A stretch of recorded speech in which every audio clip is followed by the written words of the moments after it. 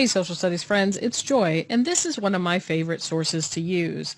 We all know it. It's Washington crossing the Delaware. Here's how you can zhuzh it up and make it exciting. In a unit on the American Revolution, I would use this with an essential question: why were the colonists successful? Have the students use the protocol, what do you see, what do you think, what do you wonder, in order to determine what evidence they see in the painting that might answer that question. What do they think about that evidence, and what questions do they have? In terms of logistics and timing, when we're thinking about visual literacy, I use the 2-minute format.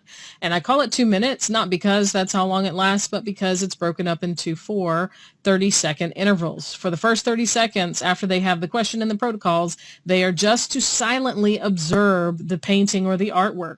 The second 30 seconds, they silently write down their observations. And that's an important part. If you have them start to talk before they've written down their observations, then they could lose that information that they were thinking about while they're talking. Additionally, that written portion, that's what you can look at after the lesson is over to see what they were thinking and what they understood. The next 30 seconds, they'll turn and talk with their partner about what observations they had and what they thought about those observations or what they wondered.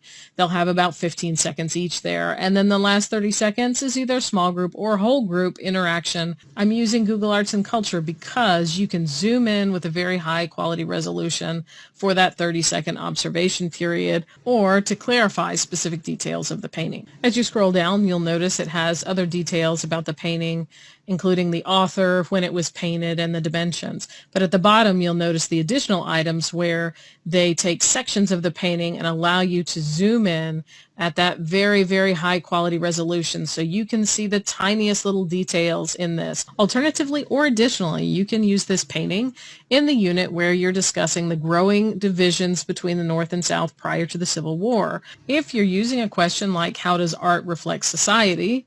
We know that westward expansion caused conflict that led to the Compromise of 1850.